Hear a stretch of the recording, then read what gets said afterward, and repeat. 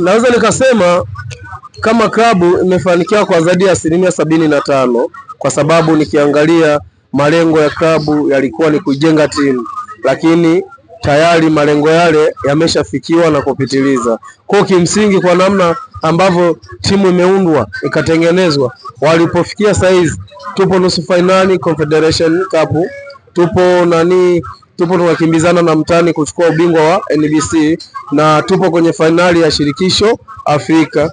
Ni malengo ambayo kimsingi hayakutarajiwa, japo yalikuwa ni moja ya malengo ambayo kama klabu tulitamani kuyafikia, lakini mwanzo wa msimu kila shabiki, kila mdau wa mchezo alikuwa ana imani kwamba hii timu tunaitengeneza kwa misimu miwili ili ije kuwa timu shindani kwenye ligi na kwenye mashindano ya kimataifa, lakini inshallah Mungu alisaidia, haikuwa hivyo. Timu imetengenezwa na mwisho wa siku robo tatu ya msimu ndio tupo. Timu imefika finali Confederation Cup, ipo nusu finali kwenye CRDB Benki pamoja na NBC, tupo tunakimbizana na mtani. Kwa hiyo tuna imani kwamba kile ambacho kilifanywa na viongozi pamoja na benchi la fundi kwa maandalizi ya timu na namna ambavyo walikuwa wanahitaji kuitengeneza timu ili kuja kuwa tishio kwenye bara la Afrika na ligi ya hapa nyumbani, kimsingi tumeshafanikiwa, malengo tumeshapita, na imani malengo ambayo sasa tunayo baada ya kuvuka nusu finali na kufika finali, basi tuna imani kwamba tumefanikiwa kwa asilimia zaidi ya 75. Na nafikiri kwamba kila mwalimu duniani huwa na first 11. Kile kikosi chake cha kwanza kinapokuwa labda kati yao kuna mmoja ana shida, mwalimu huwa anachukua mchezaji ambaye anaona kwamba kwa namna moja ama nyingine basi huyu anaweza kufanya sawa na kile ambacho huyu alikuwa anakifanya. Rotation mara nyingi huwa inaweza ikawa nzuri au ikawa mbaya, kwa sababu unaweza kuangalia kwamba wachezaji wanapoanza msimu au mchezaji anapoanza msimu akacheza zaidi ya mechi 18 consecutive akiwa anaanza, huwa kuna kitu kinaitwa game recover. Kwa anapokuwa kwenye game recover, hasa anapopata injury, sometimes anatokea mtu ambaye amezoea bench, hajazoea kucheza, huwa yani haiwi rahisi sana kuadapt mazingira ya ule mchezo. Kwa hiyo rotation mara nyingi zinatokea, aliyefanywa rotation anakuja anafanya vizuri au anafanya vibaya.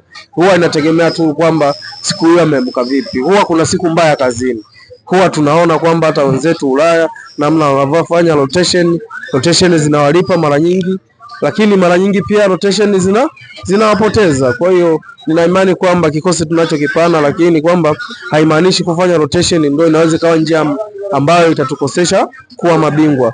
RS Berkane tunawafahamu, timu nzuri, wameshatwaa ubingwa kule ile Botoa ligi, lakini sasa na sisi tunakimbizana na mtani. Kwa hiyo hata wao pia wanajua, kwa sababu tulishawahi kukutana nao nyumbani, ugenini, wanafahamu wanapokuja Tanzania wanacheza na aina ya timu gani.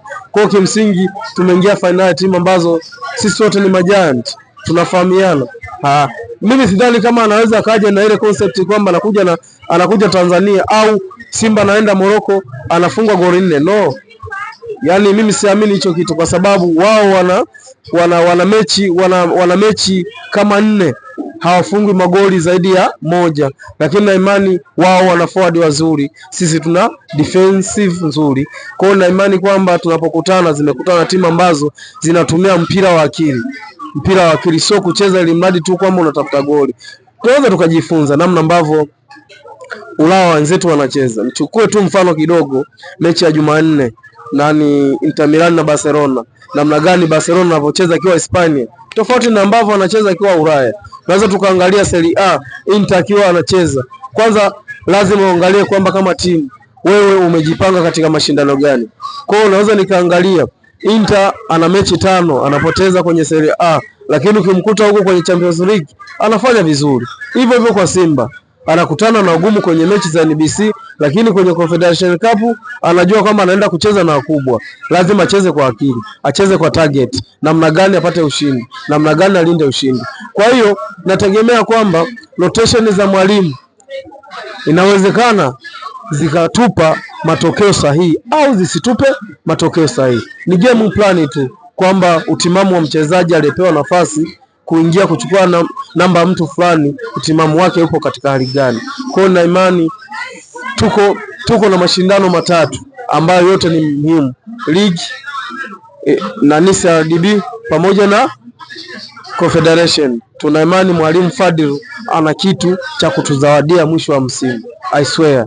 Nafikiri kwa mechi ya jana ilikuwa kama vile mwanafunzi yupo kwenye experiment, kwamba yalikuwa ni majaribio kwamba hizi mechi ni za aina gani. Kwa mpaka hapa nahisi mwalimu kuna kitu tayari kakiona, lakini swala la majeruhi ni majeruhi tu. Unaweza kama unacheza mechi kubwa ukapata majeruhi. Tunaweza tukajifunza kwa Chef Ondo Maro, alipatwa na majeraha. Kweli watu wengi tukaona kwamba sasa huyu kapata majeraha, hakuna namna, hatuwezi tukatoboa. Lakini mwisho wa siku Shamuka Rabu akarudi akafanya recover. Mpaka saa hizi kiakili mwalimu sidhani kama anaweza kumfikiria sana Shemaron kuliko Shamuka Rabu. Kwa ni namna gani tu mchezaji anayepata nafasi anajitoa vipi. Majeraha yanaweza katokea, lakini pia tunajua kwamba ni timu na wachezaji zaidi ya 21, wachezaji 25. Kila mchezaji ana jukumu la kubeba timu. Amebeba rogo ya timu, analipwa na timu, yupo nyuma ya mashabiki. Kwa hiyo anahakikisha kwamba nimepewa nafasi na mwalimu, hiki ambacho alikuwa anakifanya huyu, basi hata kama sijakifanya kwa 100% inabidi nikikamilishe, kwa sababu malengo ya mwalimu ni kupata ushindi. Kwa hiyo swala majeraha kwangu mimi binafsi siwezi nikalitazama kama swala ambalo linaweza likaharibu malengo ya mwalimu. Hapana, tunajifunza kwamba mchezaji anapopata majeraha, basi mwingine anakuja kubeba jukumu ambalo alikuwa analitekeleza. Asante sana.